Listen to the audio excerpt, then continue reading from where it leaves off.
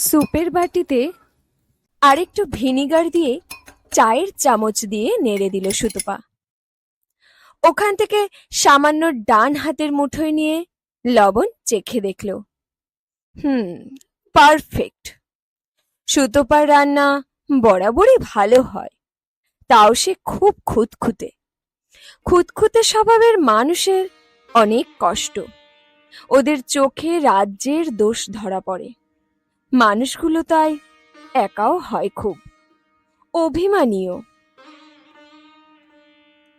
Soup ready করে সুতপা 3 বাচ্চাকে dining টেবিলে ডাকলো।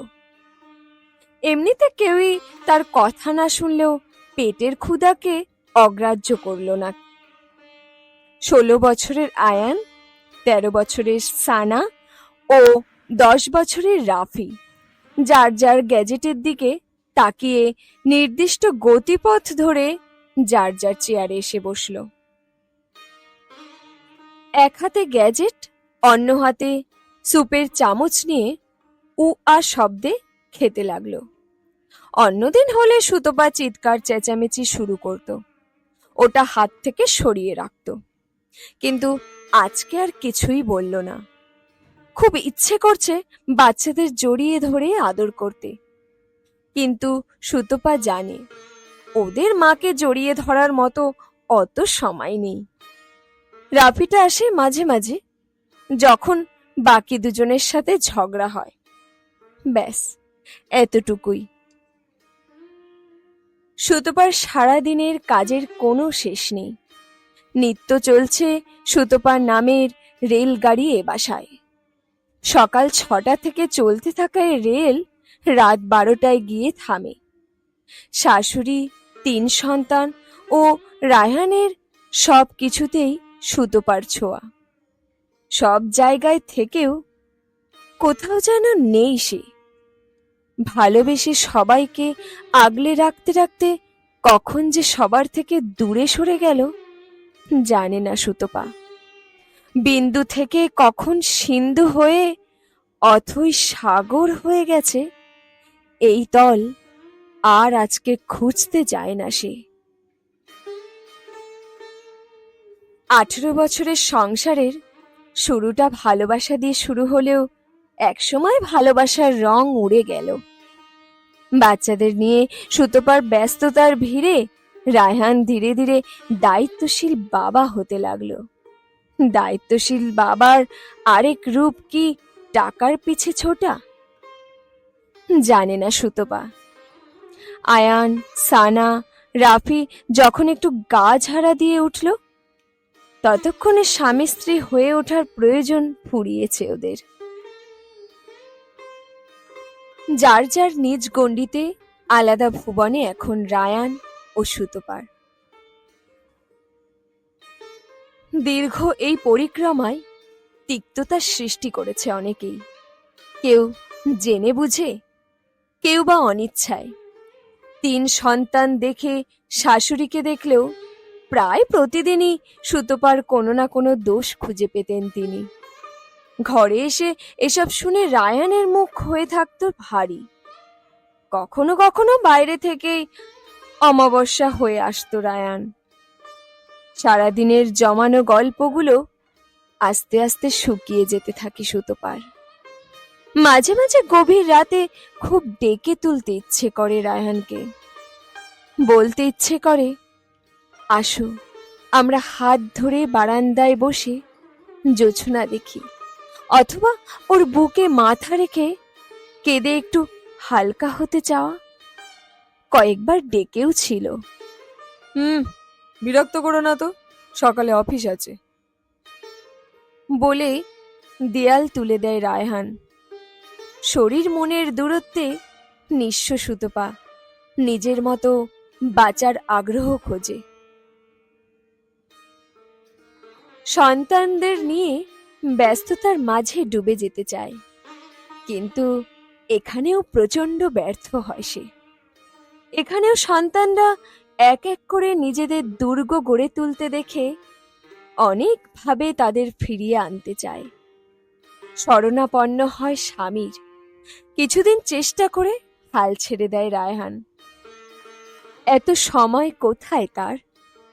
সংসারের সব কাজ সামলে বাচ্চাদের আর বোঝাতে পারে না সুতপা।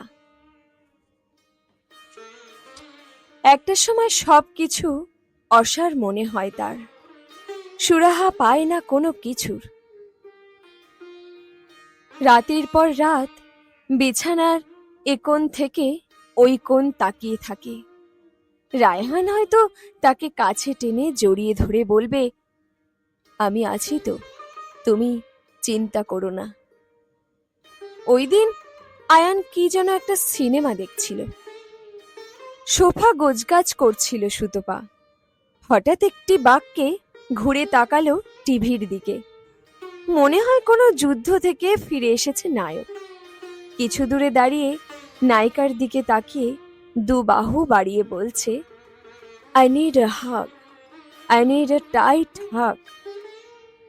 বিধ্বস্ত একটি মানুষ অন্যজনকে ধরে আবার বেঁচে ওঠার আকুতি।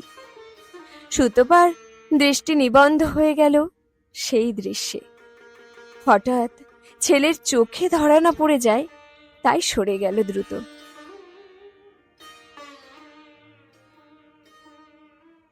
সকাল থেকে নানা পদের রান্না করে বক্স বক্স করে ঠান্ডা করে ফ্রিজে তুলে রেখেছে সুতপা।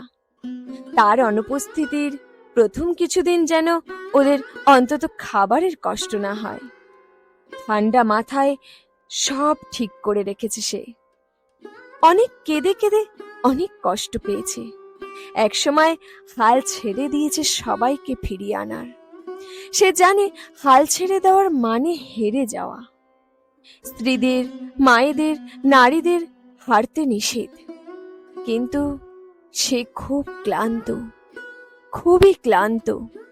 এই পরম্পরা তার পক্ষে আর বয়ে বেড়ানো সম্ভব হচ্ছে না। ছোট থেকে অভাবের সংসারে বড় হওয়া, নিত্য বাবা মায়ের ঝগড়া, এখন নিজের সংসারেও এমন মেহমানের জীবন আর সহ্য করতে পারে না সে। রাত 2:40। এক রুমে শাশুড়ির সাথে সানা, এক রুমে আয়ান ও রাফি, আর এক রুমে রায়হান নাক ডেকে ঘুমোচ্ছে। খুব আস্তে আস্তে মূল দরজা খুলে চৌকাঠে দাঁড়ালো সে। কাঠের দরজার হাতলটা ধরে ডুকরে কেঁদে উঠল নিঃশব্দে। বাচ্চাদের মুখ, রায়হানের মুখ, মৃত মা বাবার, এমনকি সবসময় তাকে দেখতে না পারা শাশুড়ির মুখটাও ভেসে আসলো মানসপটে। কিন্তু জীবনের কিছু কিছু সময় আর পিছু ফেরা যায় না, বিশেষ করে যখন পিছে তার জন্য কেউ অপেক্ষায় থাকে না। করিডোরের সবুজ পাতাবাহারগুলো শেষ সাক্ষী হয়ে রইল সুতপার যাওয়ার।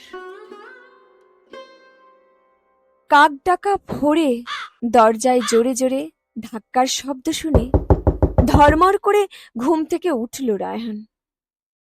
দরজা খুলে দারোয়ানের আতঙ্কিত মুখ দেখে নিকট ভবিষ্যৎ আঁচ করতে না পারলেও কিছু সময়ের মধ্যেই সব পরিষ্কার হয়ে গেল সবার কাছে। ফজরের নামাজ পড়ে পানি ছাড়তে গেলে বেসমেন্টে কাউকে পড়ে থাকতে দেখল দারোয়ান। কাছে আসতেই রক্তের স্রোতে 6 তলার ম্যাডামের চেহারা চিনতে কষ্ট হলো না তার। গোসল করিয়ে লাশ নিচে রাখতেই 3 সন্তান আর রায়হান শক্ত করে সুতপার লাশকে জড়িয়ে ধরে গগন বিদারী কান্না শুরু করল। অথচ কিছু ঘন্টা আগে এই স্পর্শের অভাবেই সুতপা বিদায় নিল।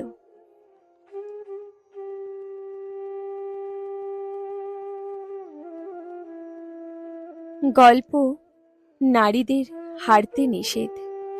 কলমে আমিনা সুলতানা।